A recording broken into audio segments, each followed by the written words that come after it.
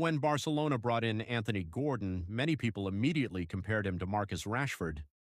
Both are fast, direct wingers who can attack space and create danger in the final third.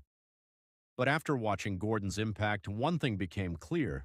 Barcelona were not simply looking for another famous name. They were looking for a specific type of player.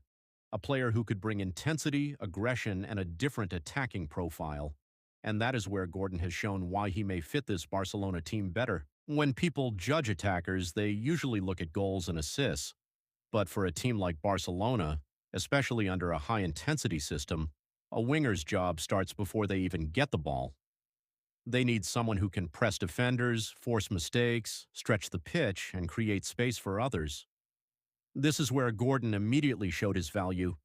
His speed is obvious, but his biggest weapon is how uncomfortable he makes defenders. When Gordon stays wide, defenders have a difficult choice. If they step toward him, he can attack the space behind them. If they stay back, he can receive the ball and drive forward. Either way, he forces the defense to react. Gordon changes the shape of the defense. One thing Barcelona already have is creativity. Players like Lamine Yamal and others naturally look to move inside and create. But when too many attackers move into similar areas, the pitch becomes smaller. Gordon gives Barcelona something different. He can hold the width. He can stretch the defensive line. He can make defenders run backwards. And that creates more room for the players around him.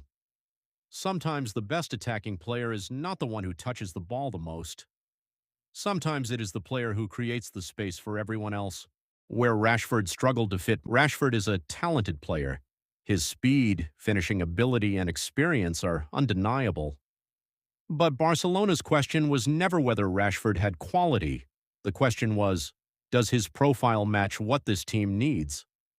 Barcelona needed more than a player who could explode into space. They needed someone who could constantly provide intensity, defensive work, and width throughout the game. In a system where every player has responsibility without the ball, those details become important. Gordon's biggest difference: energy without the ball. One of the most underrated parts of Gordon's game is what happens when Barcelona lose possession. He does not simply wait for the next attack. He immediately tries to win the ball back. That gives Barcelona another pressing weapon. A team can have talented attackers, but if they cannot defend from the front, the whole system suffers. Gordon understands that his role is not only to create chances, his role is also to help Barcelona control matches. The real debate. This is not about saying Rashford is a bad player. It is about understanding that football is not only about individual talent. Sometimes a player can be world-class and still not be the perfect fit for a specific system. Barcelona did not necessarily need the bigger name. They needed the right profile. And Antony Gordon has shown that he brings qualities that can make this Barcelona attack more balanced. Conclusion. The biggest difference between Gordon and Rashford is not just pace. It is mentality, movement, and how they influence the entire team structure.